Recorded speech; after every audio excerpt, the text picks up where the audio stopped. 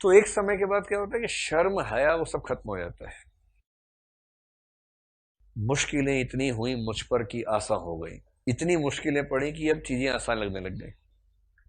अब ये इतना बेशर्म हो चुका है, उधार लेगा नहीं चुकाएगा, चार लोग आते हैं पांचवा भी आ जाएगा, क्या हो गया, धमकाएंगे धमका लो भाई, मारना है मार लो, पैसे है ही नहीं। क्यों? क्योंकि ब्याज चुकाता है 25%। इतना ब्याज चुकाता है कि मूलधन 2-3 बार चुका चुका है, लेकिन उसके बाद ही मूलधन वैसा का वैसा खड़ा हुआ है उसके सामने। ऐसा नहीं कि वो ईमानदार नहीं है, पैसे चुकाना चाहता है, पूरी मेहनत करता है, लेकिन सिस्टम ऐसा है साहूकारी का कि उसमें ब्याज पूरा चुकता ही नहीं, कभी मूलधन का नंबर ही नहीं आता है। तो बेशर्म हो गया है, निर्लज्ज हो गया, निर्लज्ज। आप आषाढ़ का एक दिन पढ़ेंगे ना, आषाढ़ का एक दिन में विलोम नाम का कैरेक्टर है, वो निर्लज्ज है, एकदम बेशर्म है।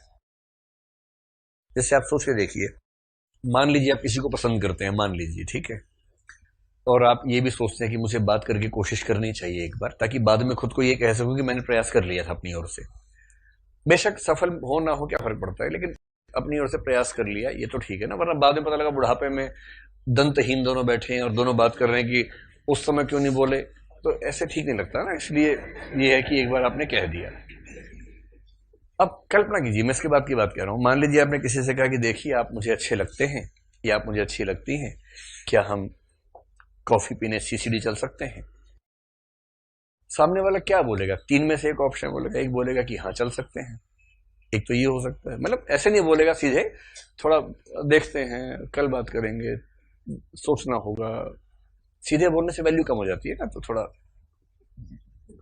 पोस्टपोन कर करके हाँ बोल देते हैं। दूसरा ऑप्शन क्या हो सकता है? दूसरा ये हो सकता है कोई मना कर देगा कि अगर नहीं, मैं सीसीडी में पहले भी जा चुकी हूँ और मेरा, मैं एक बार गई थी, वहीं स्थायी रूप से मैंने कॉफी पी ली, अब मेरा मन नहीं करता किसी के साथ जाने का, तो मेरा साथी है मेरे साथ, मुझे किसी की जरूरत नहीं है। ये हो सकता है दूसरा। तीसरा हो सकता है कि व्यक्ति ना हाँ बोले ना बोले, टाल दे आपको, और क्या होगा इसमें से? तीसरा बोले कि देखिए मैं पढ़ाई करने आया हूँ या पढ़ाई करने आई हूँ, मेरी इसमें कोई रुचि नहीं है, आईएएस बनने के बाद विचार करना है, उससे पहले विचार नहीं करना है, तो मुझे सारी कॉफी का मतलब पता है, मुझे कॉफी नहीं पीनी है। मतलब मैं आपको ये नहीं कह रहा हूं कि आप बुरे हैं या आप क्या हैं, मेरी अभी इस तरह की चीजों में ही रुचि नहीं है। आप में अरुचि की बात नहीं है, मेरी ऐसे प्रसंगों में ही रुचि नहीं है। यही तीनों उत्तर होंगे, और क्या उत्तर होगा? अच्छा, मान लीजिए कोई आपसे कहे कि नहीं मेरी रुचि नहीं है इस प्रसंग में, या आप में रुचि नहीं है, तो उसके बाद आप क्या करेंगे? अगर आप में जरा भी शर्म और लाज होगी तो अगली बार फिर पीछे नहीं पड़ेंगे उसके। अगली बार वो सामने आएगा तो थोड़ा साइड से हो जाएंगे, ताकि उसको ये ना लगे कि पीछे पड़े हुए आप उसके। यही तमीज तो यही होती है ना। लेकिन कुछ लोग होते हैं विलोम टाइप के।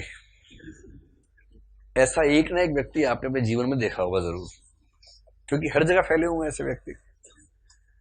कोई किसी से इतना टूटकर प्रेम करता है एक तरफा, सामने वाला उसको बिल्कुल रत्ती भर महत्व नहीं दे रहा, पर ये अपनी भावनाओं का इतना मजबूर है, रोज सुबह सुबह भिक्षुक की मुद्रा में पहुंच जाता है कि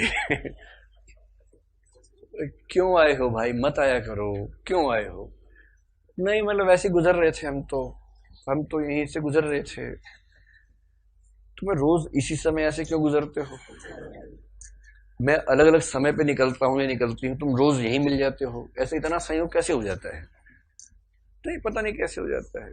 फिर डांट दिया पे, देखो डांटो मत, मैं कुछ नहीं बोलूंगा तुम्हें, बस देखने दो मुझे, तुमको ऐसे पीस भी मिलेंगे, तुमको देख लेता हूं तो मेरा दिन ठीक गुजर जाता है, प्लीज, मैं बुरा व्यक्ति नहीं हूं, प्लीज मुझे बस। इस तरह के लीचड़पना जो होता है ना,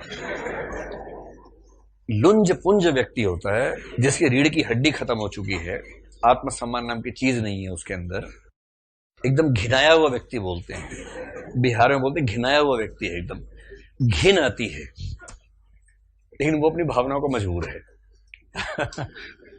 बचपन तो याद नहीं आ रहा अपना? अपना ही याद आ रहा है बचपन, कोई बात, किसी और का याद आ रहा है, ठीक है।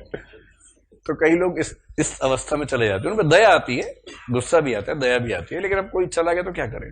आत्मसम्मान खो बैठा एकदम। जैसे दिव्या ही आत्मसम्मान खो बैठी है कि मैं सीरो की सहपत्नी बनने को तैयार हो गई अंत में, वो क्या है, आत्मसम्मान खत्म हो गया, जबकि प्रेम में आत्मसम्मान तो बचा रहना चाहिए ना। तो विलोम गया है मल्लिका के घर। मल्लिका युवती है, उसकी मां अंबिका है। मल्लिका कह रही है तुम यहां क्यों आए हो, एकदम गुस्से में। शुरू में आप भी प्यार से मना करते हैं, मत आया करो, ठीक नहीं लगता है, पढ़ाई पे ध्यान दो, क्या रखा है इन बातों में। फिर आ गया।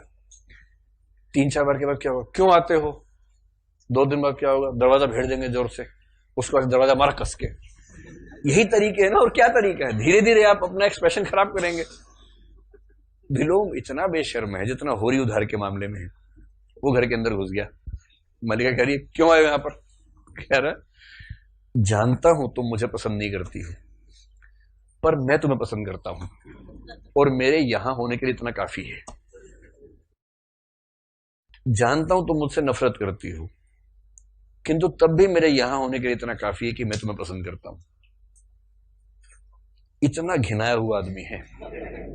कोई कह रहा है वाह, उसको अपना मॉडल पता लग गया कि हाँ बस बस बस, हमारे रास्ते पे कोई हमसे भी आगे निकला हुआ है, ये पता लग गया। तो एक तरह की बेशर्मी होती है जो हर चीज से पार हो जाती है, फिर उसे फर्क ही नहीं पड़ता। उसको पता है आत्मसम्मान के चक्कर में आ ही नहीं पाऊंगा, आ तो रहा हूं, कम से कम बात डांटी सही बात तो हो रही है। जो भारत का सबसे प्रेम वंचित पुरुष होता है ना, वो कई बार इस मूड में आता है कि यार राखी ही बांध दो कम से कम। आपने ऐसे पीस देखे हैं? ऐसे पीस नहीं देखे आप लोगों ने? अरे होते हैं कस्बों में, छोटे शहरों में ऐसे पीस बहुत होते हैं कि यार कम से कम राखी ही बांध दो, बात तो होगी कम से कम। ये एकदम फूका हुआ फुकरा जो होता है ना, एकदम जो फोसला संगठन का अध्यक्ष पद के लिए मनोनीत होना चाहिए, ऐसा व्यक्ति होता है। फोसला याद है आप लोगों को, भूल गए? तो बेशर्मी एक लेवल है जो इसमें आ गया। खैर इसके बाद